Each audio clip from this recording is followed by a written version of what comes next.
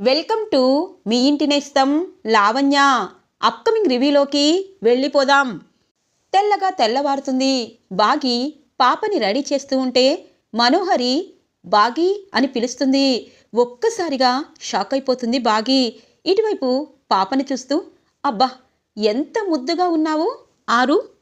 ఏంటి బాగి, 5 సంవత్సరాల క్రితం నువ్వు వెళ్ళిపోయావు, ఇప్పుడు తిరిగి వచ్చినా ఇంటికి రాలేదేంటి అని అంటుంది మనోహరి.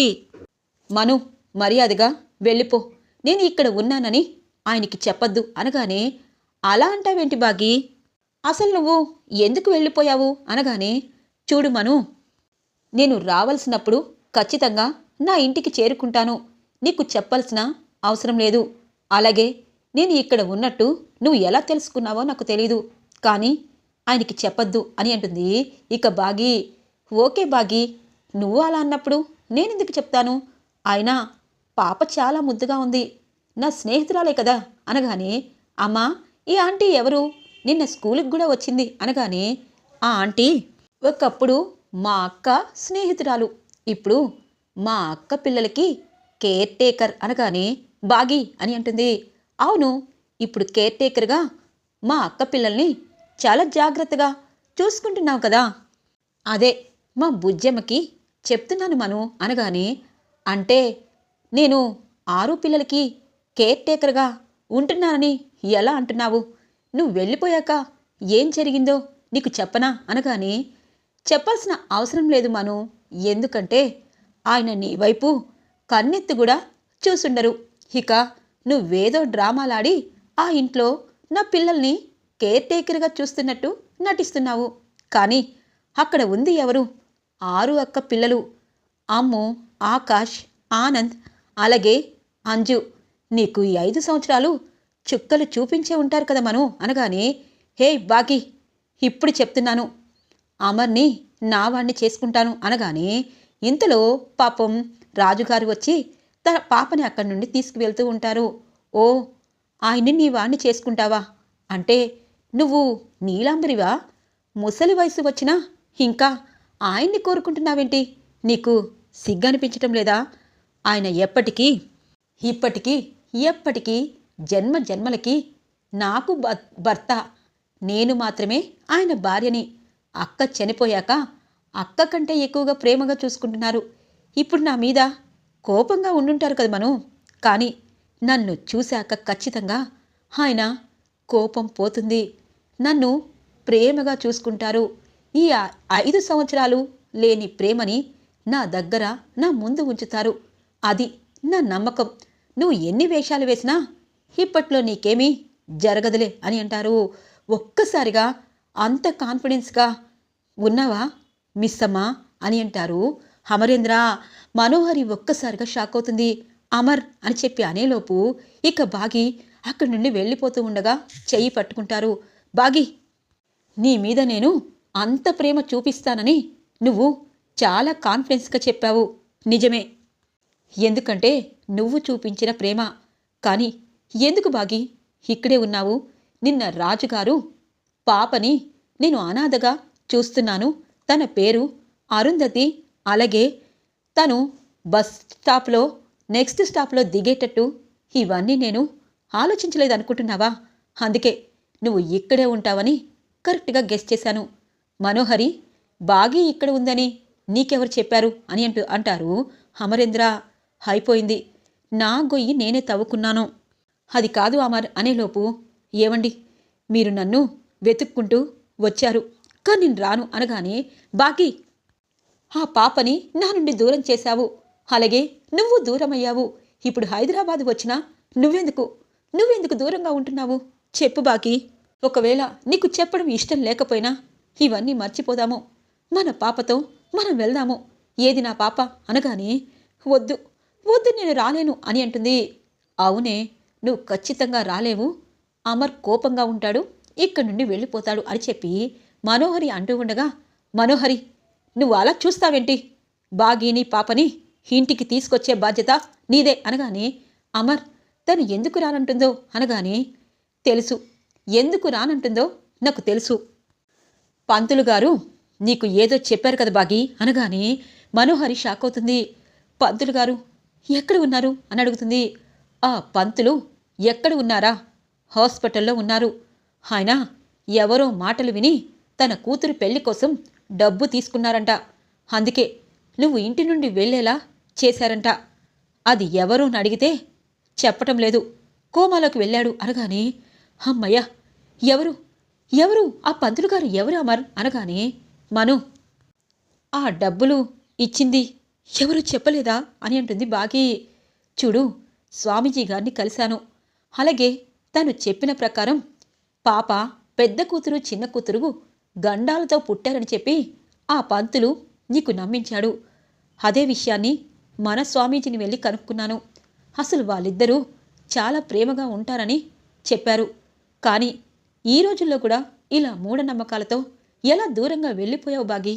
ఇప్పటికైనా నువ్వు ఇంటికి రాకపోతే నేను ఇల్లు విడిచి వెళ్ళిపోతాను అని అంటారు అమరేంద్ర. అయ్యో, బాగిని దూరం చేశానని బాగిని ఇక్కడి నుండి పైకి పంపించాలనుకుంటే అమరే వచ్చాడా, ఇప్పుడు ఎలా అని అనుకుంటుంది మనోహరి. ఇంతలో పాప పరుగు పరుగున వస్తుంది. అమ్మా, వీళ్ళేంటి ఈయన స్కూల్లో అనగానే ఇక పాపని పరుగు పరుగున ఎత్తుకొని, నేను మీ డాడీని, మీ అమ్మ నా మీద అలిగిందిలే, అందుకే ఇక్కడికి వచ్చింది. మన ఇంటికి వెళ్ళి మీ అక్కయ్యలు అన్నయ్యలతో హ్యాపీగా ఉండాలి అనగానే, అమ్మా డాడీనా అని అంటుంది. అవును అని చెప్పి ఇక బాగి అనడంతో ఇక ముద్దు పెట్టి నాన్న అని పిలుస్తుంది. నాన్న అని పిలుపుకి ఇక తన గుండె లోతుల్లో కన్నీరు వస్తుంది. బాగి, ఇకపై దూరం అవ్వద్దు. నువ్వు అరుంధతి కూతురైనా అమ్ము కోసం ఆలోచించి దూరం అయిపోయావు. కానీ ఒక్కసారి నాకు చెప్పాలని అనిపించలేదా? ఎందుకు బాగి అని అంటారు. ఇక బాగి అమర్ దగ్గరికి వస్తుంది. నా పిల్లలు అక్క పిల్లలు వేరుగా ఎప్పుడు చూడలేదు.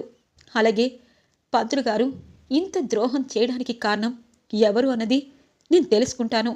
వాళ్ళని మీ ముందు ఉంచుతాను. మనల్ని విడదీసి నా కూతురికి తన కుటుంబాన్ని దూరం చేసినా వారిని వదిలిపెట్టను. ఈసారి సాక్ష్యాలతో సహా మీ ముందుంచుతాను అనగానే ఇక గజగజ వణికిపోతూ ఉంటుంది మనోహరి.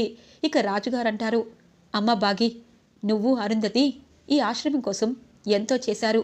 అలాంటి మీరు కుటుంబానికి దూరమయ్యి కుటుంబం కోసం బ్రతుకుతున్నా మీకు ఆ దేవుడు చల్లగా చూస్తాడు.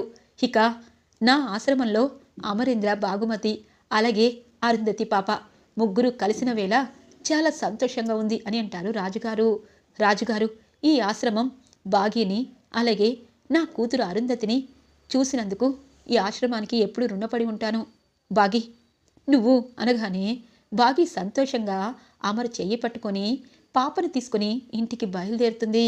ఇక మనో వైపు వెనక నుండి కోపంగా చూస్తూ, మను, ఇక నుండి నీ జీవితాన్ని ఎలా మలుపు తిప్పుతుందో చూడు అని చెప్పి ఇక చాలా సంతోషంగా అమర్ భుజాన తన తలని ఆంచి పాపని ఎత్తుకున్న పాపని చూస్తూ చాలా ఆనందంగా ఇంటికి వస్తూ ఉంటుంది బాగి. ఇది ఇలా ఉండగా అమ్ము, అంజు అలాగే ఆకాష్, ఆనంద్ మాట్లాడుకుంటూ అరుంధతి ఫోటో దగ్గరికి వస్తూ ఉండగా చంబా అంటుంది, ఏంటి ఈరోజు ఎక్కడికి వెళ్ళరా? మీరు స్కూళ్ళకి వెళ్ళండి, కాలేజీలకి వెళ్ళండి అనగానే, చూడు, నువ్వు మాకు చెప్పక్కర్లేదు, ఈరోజు మా అమ్మ పుట్టినరోజు అని అంటుంది. అమ్మో, ఇంతలో అంజు అంటుంది, అమ్మో నీకొకటి తెలుసా, మన స్కూల్లో అదే మిలిటరీ స్కూల్లో ఒక పాప చేరింది. అచ్చం మిస్సమ్మ పాప, మన బుజ్జమ్మలాగే అనిపించింది.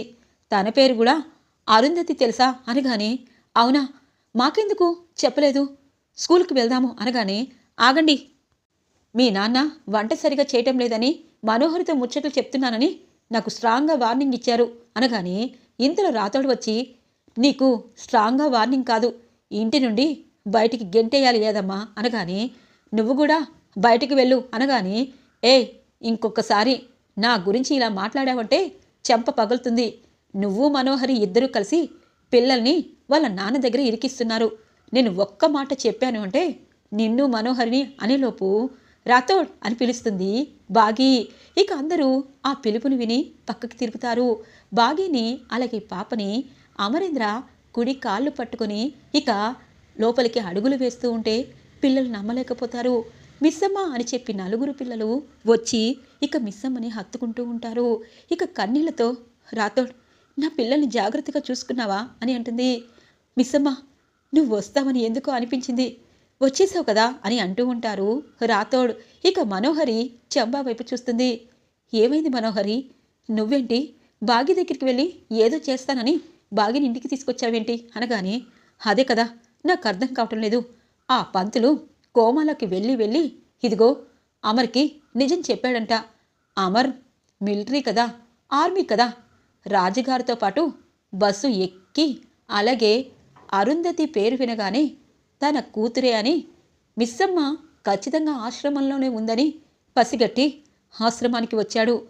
మిస్సమ్మని పాపని తీసుకొచ్చాడు అనగానే, అమ్మో ఇంకేముంది, నీ గురించి తెలిసిందనుకో ఇక బాగి అమరు ముందు బయట ఉంచుతుంది. ఏమో మనోహరి, నువ్వు ప్లాన్లు వేస్తున్నావు, 5 సంవత్సరాల తర్వాత కూడా ఫ్లాప్ అయిపోతుంది. అటు చూడు బాగీని పిల్లల్ని అమర్ ఎంత ప్రేమగా చూస్తున్నాడో అనగానే, అవును నేనేం చేయాలో నాకు అర్థం కావటం లేదు అని అంటూ ఉంటుంది మనోహరి. ఇక ఆ రోజే అరుంధతి పుట్టినరోజు కావడంతో అరుంధతి దగ్గర కేక్ కట్ చేసి ఇక ఇటువైపు పాపని చూస్తూ మురిసిపోతూ ఉంటారు పిల్లలందరూ. చిన్నప్పుడు ఎత్తుకున్నాము, ఇప్పుడు మళ్ళీ మాకు దగ్గరయ్యాయి. మిస్సమ్మ ఎప్పుడు చెల్లిని దూరం చెయ్యొద్దు అని చెప్పి పిల్లలు అంటూ ఉంటారు. పిల్లల్ని పట్టుకుని ఎమోషనల్ అయ్యి ఇక ఆ ఛాన్సు ఎవరికి ఇవ్వను అని చెప్పి అంటూ ఉంటుంది. ఇక బాగి పిల్లలందరికీ చక్కగా లంచ్ చేసి ఇక ఆ 5గురు పిల్లలు ప్రేమగా ఆడుకోవడం చూస్తూ ఉంటుంది. మనోహరి వైపు చూస్తూ, మను నీకు ఖచ్చితంగా ఏదో ఒకటి చేయకపోతే నేను బాగిని ఎలా అవుతాను అని చెప్పి పైకి వెళ్ళగానే బాగిని వెనక నుండి అమర్ పట్టుకుంటారు. ఇక బాగి ఎందుకండి నేను మిమ్మల్ని విడిచి వెళ్ళిపోయినా అంత ప్రేమ అనగానే, మిస్సమ్మ నువ్వు నన్ను కాదు, అలాగే పిల్లల యోగక్షేమాల కోసం నువ్వు అజ్ఞాతవాసంలోకి వెళ్ళావు. ఇంకొకసారి నన్ను విడిచి వెళ్ళొద్దు, పిల్లల్ని విడిచి వెళ్ళొద్దు అని అంటారు. నేను ఎక్కడికి వెళ్ళను, మీరేంటో నాకు తెలుసు, నేనేంటో మీకు తెలుసు. అందుకే 5 సంవత్సరాల తర్వాత మీకు చెప్పకుండా వెళ్ళిపోయినా నా గురించి మీరు ఇంత దిగులు పెట్టుకున్నారు అని అంటుంది. ఇక అమర్ బాగి నుదుటపై ముద్దు పెట్టి, బాగి జీవితాంతం ఇలాగే సంతోషంగా ఉండాలి అనగానే, మనం సంతోషంగా ఉన్నాము, పాపం మన కోసం కష్టపడుతున్నా మనోహరి గురించి మీరు ఆలోచించలేదా ఈ 5 సంవత్సరాలు అనగానే, అవును నువ్వు వెళ్ళిపోయాక పిల్లల్ని తనే చూసుకుంది కదా అనగానే, ఇప్పుడిక ఆ అవసరం లేదు, తనకు కూడా జీవితం ఉంది అని అంటుంది. ఇక బాగి తన జీవితమా అని అంటారు. అవును మీకొక విషయం తెలుసా, నేను చాలా రోజుల నుండి అప్పట్లో చెప్పాలనుకున్నాను, కానీ మనో నాకు అవకాశం ఇవ్వలేదు, చెప్పొద్దని చెప్పింది, కానీ ఇప్పుడు చెప్పేస్తాను అని అంటుంది. ఇక బాగి ఏంటా విషయం అనగానే, రాతోడికి కూడా తెలుసు, మీకు చెప్పలేదు అంతే అని అంటుంది బాగి. సరే చెప్పు అని చెప్పి అనగానే, మీకొకటి తెలుసా, రణవీర్ మనోహరి ఇద్దరూ ఒకప్పుడు గాఢంగా ప్రేమించుకున్నారు. ఇక మనోహరి అనాథని చెప్పి రాథోడ్ వాళ్ళ రణవీర్ వాళ్ళ పేరెంట్స్ ఒప్పుకోకపోవడంతో పాపం మను ఏమీ చేయలేక ఆ ప్రేమని తను దిగమింగుకుంది. కానీ ఇప్పుడు రణవీర్ జైలు నుండి బయటికి వచ్చారంట అనగానే, నీకెలా తెలుసు మిస్సమ్మా అని అంటారు. నేను అక్కడ ఉన్నా ఎక్కడ ఉన్నా ఇక్కడవన్నీ నాకు తెలుస్తాయి. అలాగే రణవీర్ని రేపు ఇంటికి పిలిపించి మనోహరి రణవీర్ని మనం పెళ్లి చేద్దాము, ఎందుకంటే అప్పుడు వాళ్ళు కోల్పోయిన ప్రేమని మన ఇద్దరం కలుపుదాము. ఇప్పటి నుండైనా మనోహరి తను ప్రేమించిన వ్యక్తితో సంతోషంగా ఉంటుంది అని అంటారు. Thank you so much Missamma, నీ గురించి కాకుండా మనో గురించి కూడా ఆలోచిస్తున్నావు. అలా అయితే మనోకి మనం సర్ప్రైజ్ ఇవ్వబోతున్నామన్నమాట అని అంటారు. అవును అని అంటుంది బాగి. మను ఇకపై ఈ మిస్సమ్మ ఆట నువ్వు చూడాలి అని అనుకుంటుంది. ఇక బాగి తెల్లగా తెల్లవారుతుంది. ఇల్లంతా డెకరేషన్ చేస్తూ ఉంటారు రాథోడ్. ఇక ఏం పండగ ఉంది రాథోడ్, ఇలా డెకరేషన్ చేస్తున్నారు అని అంటూ ఉంటుంది. ఇక ఇటువైపు మనోహరి బాగి వాకిట్లో ముగ్గులు పెడుతూ, అయ్యో నువ్వేంటి ఇంకా ఇలా ఉన్నావు, రారా అని అంటుంది. మిస్సమ్మ ఏమైంది, మనోహరి ఆంటీకి మనం అనగానే, సస్పెన్స్ అన్నాను కదా, మను లోపలికి రా అని చెప్పి తనని రెడీ చేయడం కోసం, మను ఈ చీర నీకు ఇష్టమా, ఈ చీర ఎలా ఉంది అనగానే, మిస్సమ్మ నువ్వు ఏ చీరని చెప్పడం కాదు, మనోనే అడగమని చెప్పు అని అంటూ ఉంటారు ఇక రాథోడ్. ఇటువైపు అమర్ వచ్చి, మనోహరి నీకు నచ్చిన చీరని ఖచ్చితంగా చెప్పు, ఇప్పటికిప్పుడే కావాలని తెప్పిస్తాను అనగానే, అమర్ ఏమైంది, మీరందరూ నన్నేంటి ఇలా చూసుకుంటున్నారు, నా పుట్టినరోజు కాదు అని అంటుంది. పుట్టినరోజు అయితేనే డ్రెస్సులు కొత్తవి తీసుకోవాలా, ఆన్లైన్లో ఇదిగో బుక్ చేశారు పిల్లలు అని చెప్పి ఇక ఒక మంచి చీరని కట్టుతుంది. ఇక బాగి దగ్గరుండి తన్ని రెడీ చేస్తుంది. ఏమైంది, నాకు అమర్కి మిస్సమ్మ పెళ్లి చేస్తుందా అని చెప్పి అడగానే, ఇందులో రణవీర్ తన అమ్మా నాన్నతో ఇంటికి వస్తారు. ఇక రణవీర్ ఆస్తి పాస్తులన్నీ ఇటువైపు అమర్ ఇచ్చేయడంతో ఇక రణవీర్ ఒక ప్రామిస్ చేస్తారు. నా బిడ్డ మీ దగ్గర ఉందని నాకు తెలుసు అమరేంద్ర గారు, కానీ నేను మనోహర్ని ప్రేమించాను, తన్ని పెళ్లి చేసుకుంటాను, అందుకే నేను ఇకపై నా కూతురు గురించి ఆలోచించాల్సిన అవసరం లేదు, ఖచ్చితంగా మీ దగ్గర చాలా సేఫ్గా ఉంటుందని నాకు తెలుసు అని అంటారు రణవీర్. అంతకుముందు ఇక అమర్ తన్ని కలవడంతో ఇక రణవీర్ తన పేరెంట్స్తో రావడంతో మనోహరి రెడీ చేసి బయటికి తీసుకొస్తుంది. రణవీర్ని చూసి షాక్ అయిపోతుంది మనోహరి. రణవీర్ అనగానే, మనిద్దరం ప్రేమించుకున్నాం, అప్పుడు మన ప్రేమ గెలవలేదు, ఇప్పుడు అమర్ సార్ భాగ్యమతి గారు మన ప్రేమని ఖచ్చితంగా గెలిపిస్తున్నారు, మనిద్దరికీ పెళ్లి చేయాలనుకుంటున్నారు అనగానే, రణవీర్ అని అంటుంది. అమ్మ మనోహరి, అప్పుడు రాజవంశీకుల కులంలో ఉన్నాము, నువ్వు అనాథని వద్దన్నాము, మా కొడుకు పెళ్లి కాకుండా ఇప్పుడు దాకా నీ ధ్యాసలోనే ఉన్నారు, అందుకే ఇకపై మీ ఇద్దరిని ఇలా ఉంచకూడదు, మీ ఇద్దరికీ పెళ్లి చేయాలి అని చెప్పి అంటూ ఉంటారు రణవీర్ పేరెంట్స్. ఇక బాగి అనుకుంటుంది, ఏంటి మను, నువ్వు నా విషయంలో ఏ పాపం చేశావు అన్నది నాకు అర్థమైంది, పంతులు గారికి డబ్బులిచ్చి నన్ను, నా పాపని, నా పిల్లల్ని ఒకరికి ఒకరు దూరమయ్యేటట్టు, హమ్ము మీద దాడి జరిగేటట్టు చేసి నన్ను నా కుటుంబాన్ని దూరం చేస్తావా? మరి ఈ బాగి నీకు అసలైన గుణపాఠం చెప్పాలి కదా. ఇప్పుడు రణవీర్ నువ్వు ఇద్దరు ప్రేమించుకున్నారని, ఇప్పుడే పెళ్లి జరుగుతుందని నువ్వు చెప్పకపోతే నీ ఫ్లాష్ బ్యాక్ చెప్పి అసలు రణవీర్ భార్యవి నువ్వే, ఒక కూతుర్ని కన్నాక కూడా ఇక్కడికొచ్చావు, 6 అక్కని చంపింది కూడా నువ్వే అని ఆయన ముందు బయట పెడతాను, అప్పుడు నీ బ్రతుకు ఏమవుతుందో ఒక్కసారి ఊహించుకో అనగానే ఇక గజగజ వణికిపోతూ, బాగి చెప్తాను, ఇప్పుడు నేను ఏమీ అనకుండా ఉండడమే మంచిది అని అనుకుంటుంది మనోహరి. ఇక మా మనోహరి చాలా ఉత్తమరాలని చెప్పి అమర్ వాళ్ళ పేరెంట్స్తో చెప్తూ ఇక వారం రోజుల్లో మనోహరి రణవీర్కి పెళ్లి ముహూర్తాలు పెట్టాలని చెప్పి ఇక మాటలు జరుగుతూ ఉంటాయి. బాగి బ్యాక్ వచ్చేసింది, బాగి ఆట మొదలైపోయింది, ఖచ్చితంగా రేపటి నుండి మనోహరికి చుక్కలు చూపిస్తుంది. ఈ రివ్యూ అప్కమింగ్ రివ్యూ తప్పకుండా రాబోతుంది. ఈ రివ్యూ నచ్చినట్టయితే లైక్ చేసి సపోర్ట్ చేయండి. Thanks for watching friends.